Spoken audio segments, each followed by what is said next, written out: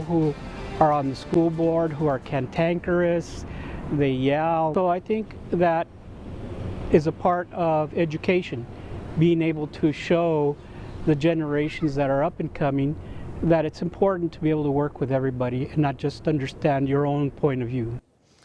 Just one of a few thousand voters in the Fresno High area who came out to cast their ballot in Tuesday's special election, where Andy Levine has really become the clear choice here. So we want to bring in our panel of longtime educators for the week. Current Fresno Unified School Board trustee Keisha Thomas is here, and former GOP congressional candidate, Clovis Unified educator, and now GOP state delegate Kevin Cookingham as well. Welcome both. So Keisha, I'll start with you. Obviously, this was really no contest, but the board actually decided, instead of, picking someone in Carol Mills' seat, you guys as a board wanted to go through this process. At the end of the day, is this the candidate that maybe the majority of the board wanted? Well, yes. I can respect him, and let me tell you why. Because he is an educator. He's an educator now, and his family was educators, which is much of my background. So it was either between him and Dano. It was one or the other. There was never any other prospect that I would have ever thought of having on the board, but him and Dano were by far the best choices, and I'm happy Mr. Levine won.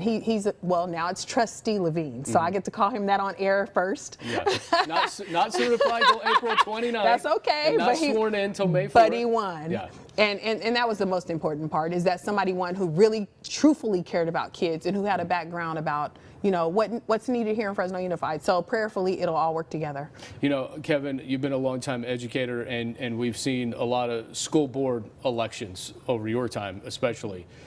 This one was different. It was politically charged. They had heavy backers when it came to canvassing, that Fresno High District 5 area. And I'm wondering, only about a little over 3,000 of the 26,000 registered voters came out. What does it tell you? Well, I think people are realizing that more than ever, and you've heard it a million times, elections have consequences, and it happens at the board level for trustees and school boards. It happens at the city council level, supervisor level, all the way up to the president of the United States. And so people are realizing that they want to make sure others get into these roles that have the same values that they have. And so I think that's a big deal. And so people are putting their money where their beliefs are. So, yeah. And again, the dais, at times, maybe more than at times, has been politically charged. How much did that play a part in what we saw play out? Here's the thing.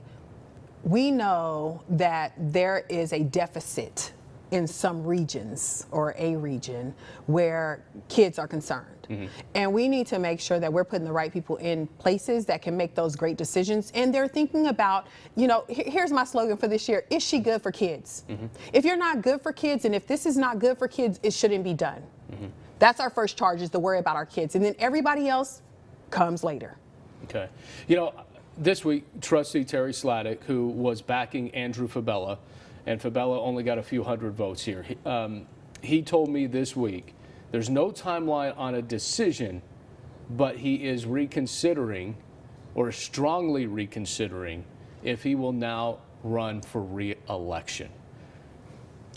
Does this surprise you at all? I mean, again, this has been rumored, but now Trustee Sladek could always say, no, I'm going to run for re-election. Or is this a nothing burger, or is this a something burger? Well, it could be a this or that burger. Okay.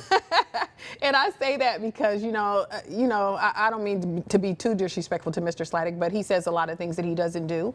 But it would be in the school district and the Bullard region's best interest for him to rethink re-election, because he hasn't been able to move anything. Anything that has been moved has been done by myself or other trustees. So it's really time for him to rethink what he needs to do for the best interest of the kids in that particular region. Kevin, your thoughts on that? Well, I appreciate what Keisha said about moving things, and I would look, if I'm going to have the Kevin Cookingham trustee board that I would want to see. I want to see movement as far as test scores. I want to see movement as far as attending school. I don't want a cheerleader that says, come join this great team at Fresno Unified or Clovis Unified or Central Unified. I want to see the guy that says, here's the plan of attack, here's what we're going to see happen, and within 2 years, not 10 years, within 2 years you see a lot of progress with that. You see huge increases in reading and writing and arithmetic. I want to see somebody in there that is committed to results. Not grandstanding, not talking about it, but seeing actual results. Now, clarify for me, are you telling me that Trustee Sladek is the guy with the plan or the guy that is grandstanding? I'm not saying anything about any of the trustees other than saying that's why I said if I had the Kevin Cookingham trustee perfect team, they better be results oriented, because Keisha said something really important. What's best for kids? What's best for kids is not grandstanding. What's best for kids is seeing results, period. The bigger question I have is, why do you have over 26,000 voters in that area and only about 3,000 voted? Have they lost hope? I don't know. Have they said, I don't know, I give up? I don't know. I haven't looked at scores, you know, for the Fresno High area. I don't know. But I'm telling you something. People don't want to be on a team where they see no results. They want to see results. I want to finish with this. We got about a minute left here. Governor Newsom on Thursday decided to do an about-face on the student vaccine mandate. It's going to be delayed until what he says summer of 2023. So right now, no students will be required to have the vaccine heading into the 2022 fall semester, school year, whatever you want to do. Right to do that? And let me remind everybody, it's an election year.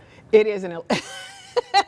Are you telling me something here? I don't know. I just want to remind everybody. I am a vaxxer. Yeah. My son is vaccinated. My family is vaccinated. And like I've said on this show 2 or 3 times, because my mom had COVID and she passed away of COVID. So my family are vaxxers. But I choose what's right for my kid and my family. And I don't think anybody else should be able to choose what's good for my family. And that's just the bottom line. Now, if things change and if, you know, COVID goes up again and things are different, maybe we need to revisit this. But right now, I think that's a great position to take. Well, we agree on this, and that is that parents should decide what's best for their kids. But I'm telling you something. Every day I read something more that makes me thankful I didn't get the vaccine. Every day. When you saw the whistleblowers that were doctors in the military say there's been a 300% increase in cancer, there's been a 2,000% increase in anxiety disorders. I just read yesterday another study that showed the average number of cancer patients, 34,000 a year. It went up to 146,000 in 2021. We have friends that were perfectly healthy that got this vaccine. And I've got a 26-year-old girl that is the daughter of my best friend who has stage 4 cancer now. And I'm telling you something, it makes me happier every day. And I'm telling you, if he mandates this on children, I will be at the front of the line leading the pandemonium that's going to take place, because the last people I want to see are my grandchildren being vaxxed, because you can see there's far more damage to a child that's vaxxed than COVID. I think in all of Fresno County, there was 1 child under 18 that died. Far more died in accidents. I got to cut it there, guys, but we got a lot more to talk about in our second panel. But coming up, prove it or else. The proof of insurance squabble between the city of Fresno and Granite Park's operator could turn into another legal battle. Did it get solved, and what comes next?